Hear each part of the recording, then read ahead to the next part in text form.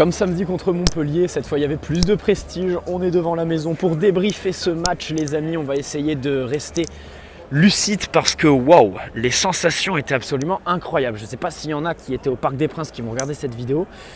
Personnellement, j'ai pris ma place sur un coup de folie ce matin et mon Dieu, c'est un des choix que je regrette le moins au monde tellement c'est extraordinaire. Gay est venu célébrer devant nous son but qui a marqué une entame de match quasi absolument parfaite, tout simplement pour le PSG. Il n'y a pas de quasi ouverture du score d'Idrissa Gueye qui a encore une fois nettoyé la lucarne. Alors c'était dans le même but que samedi contre Montpellier. Samedi c'était la lucarne gauche qui l'a nettoyé. Là ce soir c'était la droite. Entame de match parfaite pour le PSG qui a décidé d'installer de la continuité vis-à-vis des performances de la saison dernière, l'identité que Mauricio Pochettino avait réussi à donner à son équipe. C'était vraiment le plus gros point positif qu'on pouvait donner à Pochettino et à cette campagne européenne la saison dernière. Vraiment l'identité, le PSG qui s'assumait pour une fois, la défense, tout simplement, jouer assez bas, un pressing pas forcément très intense parce que tu ne peux pas bien l'huiler vis-à-vis de l'apport de tes attaquants qui ce soir ont été parfaits là-dessus, pas de problème. Et puis évidemment un réalisme absolument glacial, à l'image de Kylian Mbappé, Neymar et puis Lionel Messi ce soir, voilà, qui a été réaliste sur son premier but. Mon Dieu, que l'attente fut bonne. Elle valait le coup parce que ce but, il est extraordinaire. L'action est absolument parfaite. Voilà, si vous regardez, alors c'est Marco Verratti qui est à la baguette. Passe pour Lionel Messi qui garde le ballon. Vous remarquerez les courses d'Achraf Hakimi et de Neymar. Voilà, enfin le PSG a compris que le foot, c'est pas que le porteur de balle, c'est aussi à côté. Pas que par des appels, mais aussi par des appels qui visent évidemment à créer de l'espace, un boulevard aux porteurs de balles et aussi en l'occurrence sur cette action à Kylian Mbappé, l'appel invisible d'Achraf Hakimi, Neymar qui propose en cas de renversement qui n'aurait jamais eu lieu, mais voilà, Neymar qui y croit quand même, et puis la remise de Kylian Mbappé. Sachez que vu du Parc des Princes, à l'échauffement, Messi travaillait ce genre de frappe, les enroulés pied gauche comme ça, face à Le Tellier, il les a bien travaillés, c'était ce qui privilégiait à l'échauffement. Et ce soir, ça a payé. Tout simplement, Lionel Messi, premier but qui vient clôturer une seconde mi-temps qui a été quand même un poil meilleure que la première, je pense. Alors, meilleure dans quel sens ? Parce qu'elle a vraiment débuté très laborieusement. Alors l'image parfaite, c'est Kylian Mbappé et les approximations techniques. À ce niveau-là, c'est pas possible. Tu peux pas louper ce genre de gestes aussi simples, des passes. Il y a eu aussi Ander Herrera à un moment donné. Neymar, c'était un petit peu sur toute la durée du match. Extraordinaire Gana Gueye ce soir, comme d'habitude. Alors, il y a le but, la projection, le fait que là, il soit tout simplement derrière ses attaquants, non pas sur un second ballon parce que Neymar la touche pas vraiment, mais voilà, il est dans la surface, il apporte de la présence et puis en plus, la finition est absolument parfaite ce soir. Coup de canon encore une fois de Gueye. Non pas de l'extérieur de la surface, mais encore une fois dans la lucarne, bien évidemment. Il y a eu aussi Ander Herrera qui a tiré, qui a eu une occasion pour le PSG qui se compte sur les doigts de la main parce qu'il y a eu quand même quelques petits problèmes. Cette victoire 2-0 ne cache pas évidemment tout. Il y a eu quand même quelques petits problèmes d'alimentation chez les attaquants. En défense, alors, Nuno Mendes s'est bien repris en seconde mi-temps, mais en première mi-temps, la seule chose qui est évidemment à mettre à son avantage entre guillemets, ce sont les situations de supériorité numérique à laquelle il était confronté, les 2 contre 1 bien évidemment. Gueye ne faisait pas le travail qu'Herrera faisait de l'autre côté, le travail de compensation, venir aider son latéral. Avec Achraf Hakimi et Ander Herrera, c'était fait à la perfection. Gueye l'a un petit peu moins fait en première mi-temps, mais en seconde ça a été un petit peu corrigé. Il y a eu aussi quand même Kimpembe qui n'a pas été très très rassurant ce soir, que ce soit au niveau de ses interventions défensives et puis ballon au pied, voilà, des gestes, des approximations techniques assez inhabituelles chez Kimpembe qui je pense mériterait un petit peu de repos. Si Deschamps pouvait nous épargner sa trêve internationale pour Kimpembe, ce serait absolument parfait. Donc voilà, le premier but de Gueye, City qui domine, le beau football, les puristes viendront nous faire parler leur discours qui ce soir a été tout simplement stérile, voilà, parce que ce soir c'est le football Pochettino qui a gagné. On va parler de Pochettino qui réussit encore son coup. Ne me parlez pas de match improvisé, de chance aussi, du facteur chance. Ne me parlez pas d'individualité, parce que ce soir c'était un vrai match d'équipe. Encore une fois, le PSG qui a montré que même si Lionel Messi est arrivé, même si Donnarumma, on va parler de Donnarumma après, wow. Voilà, le PSG reste quand même un groupe soudé qui vit les uns pour les autres, que ce soit hors du terrain ou sur le terrain.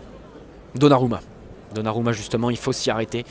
Pour moi, il est deuxième parisien derrière Idrissa Gueye ce soir. 7 arrêts à faire, dont 4 sur des frappes qui étaient depuis la surface de réparation. Extraordinaire, de détente sur sa ligne. Dans les relances, alors au début du match, on pouvait lui reprocher de balancer un petit peu n'importe comment ou de jouer la facilité en jouant avec tout simplement sa charnière centrale en ne prenant aucun risque. Mais en seconde, bah voilà, il a pris ses responsabilités, il a eu un petit peu plus d'assurance, il a notamment essayé de sauter le premier verrou mancunien avec de la réussite à certains moments, et puis voilà, parfois aussi au jeu à terre, à la main, il a pris quelques initiatives qui ont fait plaisir, mais sinon globalement, voilà, sa masterclass se situe au niveau des arrêts, les buts qu'il nous évite tout simplement. Alors je retiens aussi son envergure au sol, et il est très très bon là-dessus, c'est extraordinaire. Dans les airs pareil, voilà, on connaît tous le physique très imposant de Gigio Donnarumma, et ceux qui étaient réticents à sa signature, comprenez son salaire, comprenez les commissions à Mino Raiola. Mino Raiola, il n'est pas là que pour se faire du fric sur le dos du club évidemment. Et puis ceux qui seraient réticents à la concurrence entre Navas et Donnarumma, ce soir, je pense que, après match, on peut le dire, Donnarumma a pris ce match comme une chance. Je pense qu'il s'est dit, waouh, j'ai la chance de jouer ce match, c'est mon premier match, je vais tout donner. Il y allait avec insouciance, même si au début du match, tu sentais quand même que ça lui faisait quelque chose.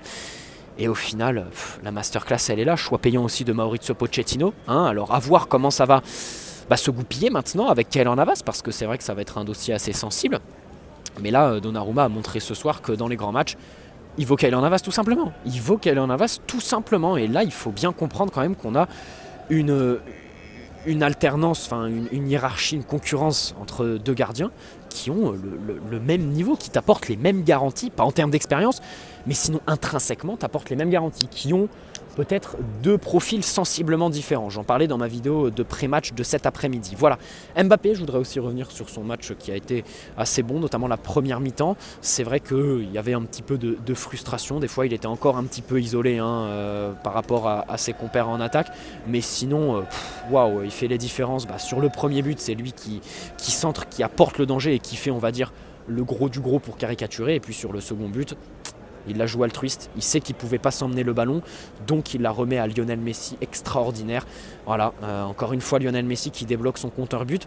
Heureusement qu'il marque ce soir, parce que sinon, sur le reste du match, il n'y a pas grand chose à tirer. Neymar a beaucoup tenté dans l'engagement, encore une fois il a été parfait, bravo Neymar, franchement il faut le souligner. Il est vraiment dans les grands matchs au diapason, tout simplement. Et puis Lionel Messi il a récupéré un ballon à un moment, il est redescendu en début de match, jusqu'à la fin ils se sont battus. Franchement match plein, voilà. Ne venez pas faire la leçon, oui vous avez eu de la chance, oui c'est encore grâce aux individualités. Non, là on est quand même en Ligue des Champions, je veux bien que ça se joue à des petits détails. Mais là, trop c'est trop. Les matchs contre le Bayern, au Barça l'année dernière, là, face à Manchester City, aussi évidemment, il y a un fait qui est indéniable. Il y a un PSG à deux vitesses. Celui en Ligue 1 à qui on peut reprocher tout simplement d'avoir la flemme de jouer avec la même envie que ce soir. Est-ce que ça peut s'excuser? Ça par contre, je ne pense pas. Mais bon, on va pas venir ternir ce débrief d'un match absolument extraordinaire. Hakimi a fait son match aussi, je pensais qu'il allait avoir un petit peu plus de difficultés, il a été bien aidé par Ander Herrera, belle complémentarité, tu sens que les deux ils sont ensemble depuis déjà un petit bout de temps. Tu sens que Hakimi il commence à être habitué à jouer avec Ander Herrera, ils se parlent beaucoup, et Herrera vient compenser sur la même ligne qu'Hakimi. Et ça a limité les situations de supériorité numérique pour Manchester City, qui ont joué leur jeu aussi évidemment, ils ont dominé, ils ont fait un bon match. Mais encore une fois, le football Pep Guardiola n'a pas gagné. Le football, total, qui fait plaisir à regarder, mais qui au tableau d'affichage ce soir est encore stérile, a perdu tout simplement. Et puis c'est évidemment Maurizio Pochettino, là voilà, ce soir je retire les facteurs chance, les individualités et tout ça, parce que même les buts, c'est même pas le résultat d'individualité. C'est pas comme si on avait marqué sur penalty ou qu'on marque un coup franc sensationnel de Lionel Messi. Non, c'est des actions qui sont super belles, notamment le second, une action absolument parfaite, que je qualifie de parfaite. Voilà, donc ce soir c'est un match d'équipe extraordinaire. Vu du Parc des Princes, c'était fou. Voilà, sûrement mon plus grand souvenir foot. Et croyez-moi, pour PSG Leipzig le 19 octobre, eh bien le débrief se fera au même endroit. Parce que là, franchement, on va claquer toutes les thunes dans le Parc des Princes, tellement c'est 1h30. C'est peut-être un petit peu trop peu, mais c'est 1h30 où tu oublies tout, quoi. C'est un truc de fou, quoi. C'est vraiment l'échappatoire total. Quand tu es passionné, c'est un truc de fou. Et je souhaite à tout le monde de trouver sa passion comme moi. Et j'ai envie de dire nous, puisque tous les gens qui vont regarder cette vidéo sont censés être passionnés par le PSG et le foot en général. On souhaite évidemment à toutes les personnes du monde d'avoir des passions comme ça qui te stimulent, évidemment. Voilà, merci au PSG ce soir pour ce match plein. Les 3 points aussi, hein. On n'oublie pas aussi que voilà, on va se retrouver dans une situation un petit peu confortable. Petit mot pour Christopher Nkunku, j'ai pas vu le résultat final de Leipzig, mais j'ai vu qu'il a encore marqué, qu'il a une pré-convocation avec l'équipe de France.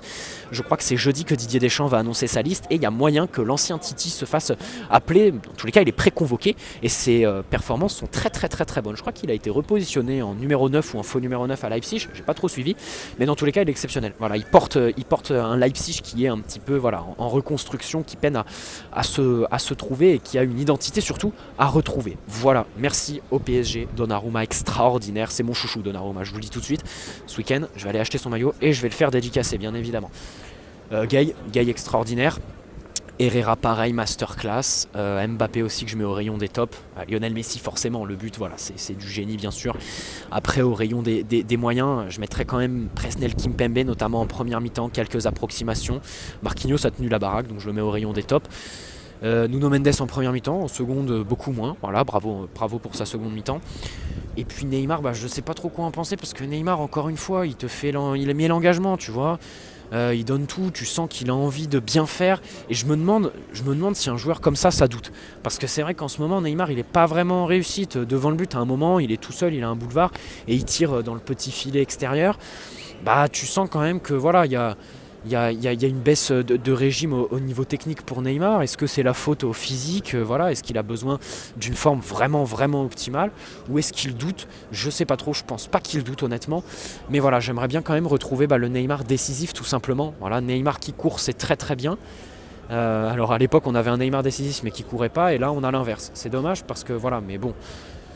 On est qu'en septembre, pareil, tout ce que je viens de dire c'est à relativiser, mais le PSG nous a prouvé ce soir que même avec les 3 de devant, on n'a rien perdu de notre superbe, on n'a rien perdu de notre identité, du groupe qu'on est et des performances tout simplement qu'on est capable de faire. On est sûr de nos forces bien évidemment et ce soir ça fait du bien à la confiance. C'est le match référence qui on l'espère va lancer la saison du PSG, début de saison quasi parfait, 8 victoires en 8 matchs de Ligue 1. 9 victoires en 10 matchs, toutes compétitions confondues. Il y a juste ce petit nul contre Bruges qui vient ternir. Mais bon, si voilà, c'était juste une petite période d'acclimatation pour aujourd'hui vivre ce qu'on a vécu ce soir au Parc des Princes, on prend. Allez, très bonne soirée, n'hésitez pas à poser un like si ce débrief vous a plu. Encore une fois, quand je vais au Parc des Princes, c'est vrai que des fois j'hésite en fait à y aller quand je suis sur la page des billets parce que je me dis bon, le débrief sera pas ouf. Je serai peut-être déconcentré, il y aura des approximations dans mon langage et tout ça, du coup peut-être ça va pas leur plaire. Mais voilà, je préfère quand même y aller et puis j'adore en fait débriefer sous le coup du coup de sifflet final et puis de l'ambiance extraordinaire. Voilà les gars, je suis désolé, hop, on attend de traverser, il y a une voiture qui va passer. Allez, ciao.